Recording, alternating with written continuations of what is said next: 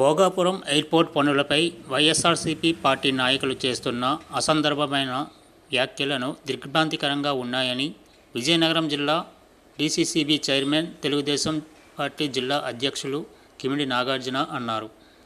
ఈ సందర్భంగా విజయనగరం పట్టణంలో తెలుగుదేశం పార్టీ కార్యాలయంలో నిర్వహించిన విలేకరుల సమావేశంలో ఆయన మాట్లాడుతూ, ఏ ప్రభుత్వం అధికారంలో ఉన్నా ప్రజలకు ఇటువంటి అభివృద్ధి కార్యక్రమాలు చేసి వారి జీవన విధానాలు బాగుండాలని దూరదృష్టితో చేయాలని, ఆ రకమైన దూరదృష్టి ముఖ్యమంత్రి నారా చంద్రబాబు నాయుడుకు ఉందని అన్నారు.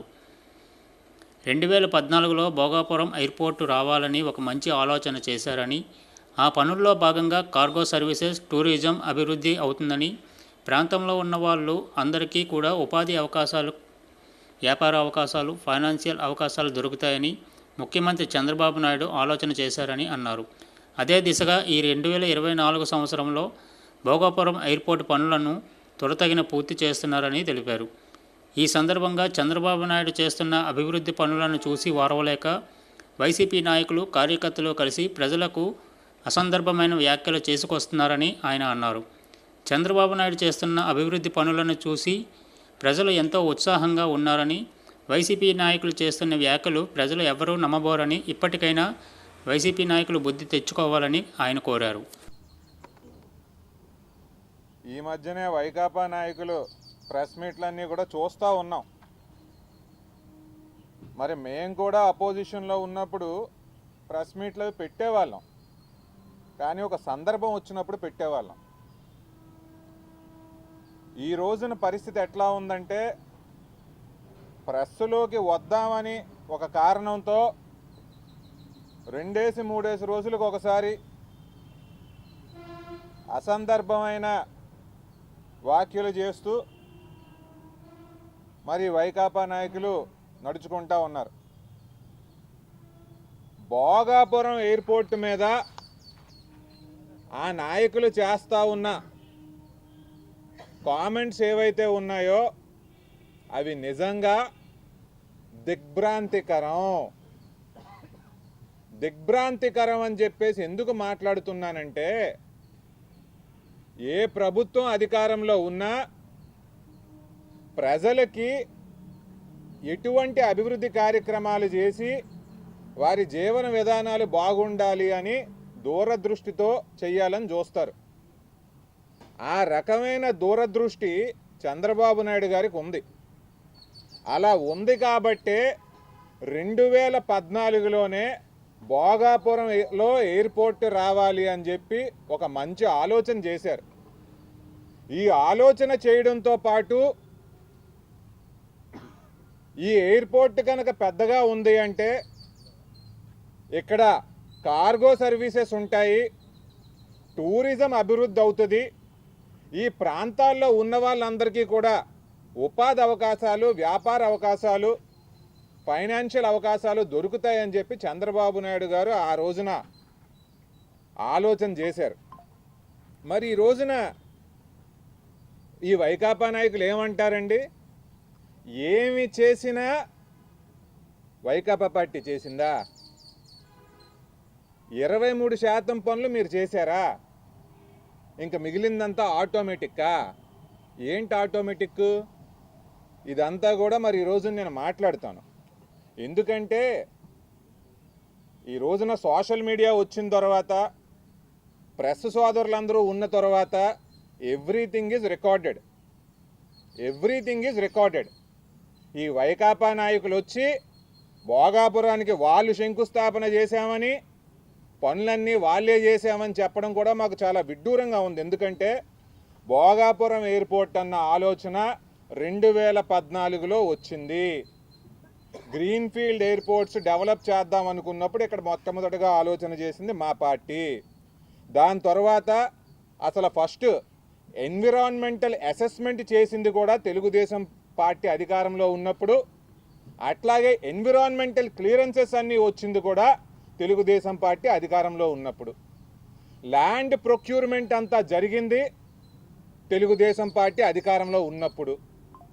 ఈ ల్యాండ్ ప్రొక్యూర్మెంట్ జరిగే ప్రక్రియలో మీ నాయకుల చేత, మీ కార్యకర్తల చేత, మీ బడాబాబుల చేత కేసులు వేయించిన మాట వాస్తవం కాదా?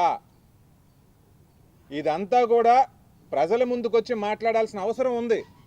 ఎందుకంటే రాజకీయాల్లో మనం ప్రెస్ మీట్లు పెట్టి తెలుగుదేశం పార్టీకి క్రెడిట్ ఎక్కడ వెళ్ళిపోద్దో అని చెప్పేసి నచ్చిందంతా మాట్లాడడం సబబు కాదు. ఆలోచన చేసింది తెలుగుదేశం పార్టీ. ల్యాండ్ ప్రొక్యూర్మెంట్ అంతా జరిగింది తెలుగుదేశం పార్టీ హయాంలో. మీకే కనుక శ్రద్ధ ఉన్నట్లయితే మీ 5 సంవత్సరాల్లో అది పూర్తి అయిపోయి ఉండేది. కానీ మీకు ఎక్కడా కూడా శ్రద్ధ లేదు. ఈరోజు నేను ఇంకొక విషయం కూడా మీకు చెప్పాల్సిన అవసరం ఉంది. మీరు అంతా కూడా మీరే చేశామని చెప్పి చెప్తా ఉన్నారు కదా. అక్టోబర్ 5, 2015లో ఇదే జగన్మోహన్ రెడ్డి గారు భోగాపురం వచ్చి ఏమేం మాట్లాడారు? అసలు భోగాపురంలో ఎయిర్పోర్ట్ ఎందుకు అన్నారు? అవునా కాదా? 20 నాటికల్ మైల్స్ మాత్రమే ఉంది విశాఖపట్నం ఎయిర్పోర్ట్ నుంచి. ఎయిర్పోర్ట్ అథారిటీస్ ఆఫ్ ఇండియా ప్రకారం 150 నాటికల్ మైల్స్ ఉంటే తప్ప ఎయిర్పోర్ట్ రాకూడదు అన్నారు. చెన్నై ఎయిర్పోర్ట్ 980 ఎకరాల్లో మాత్రమే ఉందన్నారు. బొంబాయి ఎయిర్పోర్టు 1500 ఎకరాలకు మించి లేదన్నారు. కోయంబత్తూర్ ఎయిర్పోర్టు 1000 కన్నా తక్కువ అన్నారు. విశాఖపట్నం ఎయిర్పోర్టు నేవీ వాళ్ళ దగ్గర ఉంది, అది 1000 ఎకరాల్లో ఉందన్నారు. ఆ నేవీ వాళ్ళ దగ్గర లాక్కోవచ్చు కదా అన్నారు. ఇవన్నీ మీరు మాట్లాడి తెలుగుదేశం పార్టీకి అడ్డుకట్ట వేద్దామని ఆ రోజు చూసి ఈ రోజున మీరు ఈ రకమైన మాటలు మాట్లాడడం సబబు కాదు. మీ మాటల ప్రకారమే 23% మాత్రమే మీరు పూర్తి చేశామని చెప్పారు. మిగిలిన 75% మేము పూర్తి చేస్తాం. ఇప్పుడు దీని ద్వారా ఉత్తరాంధ్ర ప్రజలకి మేలు చేకూరుస్తాం అని చెప్పి ఈ సందర్భంగా మీ అందరికీ కూడా చెప్తా ఉన్నాము. ఇది ఏదైతే ఉందో మీరు భోగాపురం ఎయిర్పోర్ట్ మీద రిపీటెడ్గా మాట్లాడడం మాత్రం మీ స్థాయిని మీరు తగ్గించుకున్నట్లుగానే మాకైతే అనిపిస్తుంది. చాలా క్లియర్గా క్రెడిట్ అంతా తెలుగుదేశం పార్టీకి వచ్చేస్తుంది కాబట్టి ఈ ప్రెస్ మీట్లు పెడుతున్నట్టుగా తేట తెల్లంగా ఉంది. మా కోసం కాదు కానీ మీ మంచి కోసం, మీ విలువ తగ్గించుకోకుండా ఉండడం కోసం ఇటువంటి స్టేట్మెంట్స్ ఆపుకోవాల్సిందిగా తెలియజేస్తూ ఉన్నాము. ఒక్కసారి ప్రెస్ సోదరులందరికీ కూడా మరి ఇది ఆన్లైన్లోనే దొరికిందండి, నేను పెట్టుకున్నది కూడా కాదు. ఇండియా చట్టము ఇంకొకటి ఏం చెప్తాయనంటే ఎయిర్పోర్ట్ ఒకటి ఉంటే ఆ ఎయిర్పోర్ట్ కు 150 నాటికల్ మైల్స్ అవతలనే ఉంటే 150 పక్కన బొత్స గారు ఉన్నారు, కోలగట్ల గారు ఉన్నారు, మరో ఎయిర్పోర్ట్ కట్టేదానికి అవకాశం ఉంటుంది అని. మరి ఆ ఎయిర్పోర్ట్ నుంచి విశాఖపట్నం ఎయిర్పోర్ట్ నుంచి ఇవాళ ఈ ప్రాంతం కనీసం 20 నాటికల్ మైల్స్ కూడా లేని పరిస్థితిలో ఉంది. మరి 20 నాటికల్ మైల్స్ కూడా లేకపోతే అంటే 20 అంటే ఒక నాటికల్ మైలు 1.852 కిలోమీటర్లు అన్నమాట. అంటే 20 నాటికల్ మైల్స్ అంటే దాదాపుగా 45 కిలోమీటర్లు కూడా ఉంటుంది. అటువంటిది పక్కన ఎయిర్పోర్ట్ ఉంటే ఆ ఎయిర్పోర్ట్ వద్దట ఇక్కడి నుంచి భూములు తీసుకొని పోవాలట. ఆ ఎయిర్పోర్ట్ విశాఖపట్నం ఎయిర్పోర్ట్ 980 ఎకరాలు. 980 ఎకరాలు ఉన్న విశాఖపట్నం ఎయిర్పోర్టుకు పక్కనే దాదాపుగా 1000 ఎకరాల భూమి నేవీ వాళ్ళది, గవర్నమెంట్ వాళ్ళ సొంత భూమి, పోర్ట్ ట్రస్ట్ భూమి, అన్ని గవర్నమెంట్కి సంబంధించిన భూములే. దాదాపుగా 1000 ఎకరాలు ఉంది. ఈ ఉన్న విశాఖపట్నం ఎయిర్పోర్ట్ 980 ఎకరాలు. ఆశ్చర్యం ఎక్కడ అనిపిస్తుంది అని అంటే మనకన్నా పెద్ద రాష్ట్రం చెన్నై, తమిళనాడు. చెన్నైలో ఉన్న ఎయిర్పోర్ట్ కేవలం 1280 ఎకరాలలో ఎయిర్పోర్ట్ నడుస్తూ ఉంది. ఇంకా కాస్త కిందికి పోతే కేరళ వస్తుంది. కొచ్చిన్ ఎయిర్పోర్ట్ కేరళ క్యాపిటల్, కేరళకు రాజధాని కొచ్చిన్లో ఎయిర్పోర్ట్ ఉంది. 800 ఎకరాలలో ఆ ఎయిర్పోర్ట్ నడుస్తూ ఉంది.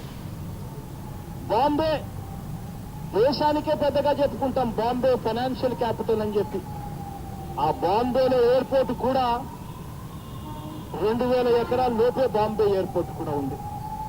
మరి కేరళ ఎయిర్పోర్ట్ 800 ఎకరాల లోపు, చెన్నై ఎయిర్పోర్ట్ 1280 ఎకరాల లోపు. చివరకు మన ప్రధానమంత్రి నరేంద్ర మోడీ ఎక్కడి నుంచి వచ్చాడో మీ అందరికీ తెలిసే కదా, గుజరాత్ నుంచి. ఆ గుజరాత్ లో అహ్మదాబాద్ లో ఉన్న ఎయిర్పోర్ట్ ఎన్ని ఎకరాల్లో ఉందో చంద్రబాబు నాయుడు గారికి తెలుసా అని అడుగుతా ఉన్నా. 960 ఎకరాలలో గుజరాత్ లో ఎయిర్పోర్ట్ ఉంది. అహ్మదాబాద్ లో పక్కన విశాఖపట్నం ఉంది. అదండి పరిస్థితి. కాబట్టి వీరు ఇక్కడ ఎయిర్పోర్ట్ అవసరం ఏముంది అని చెప్పిన వీరు ఈ రోజున 23% చెప్పామని కూడా చెప్పుకుంటూ క్రెడిట్ అంతా మాదే అని చెప్పడం సబబు కాదు అని చెప్పేసి ఈ సందర్భంగా తెలియజేస్తూ ఉన్నాం.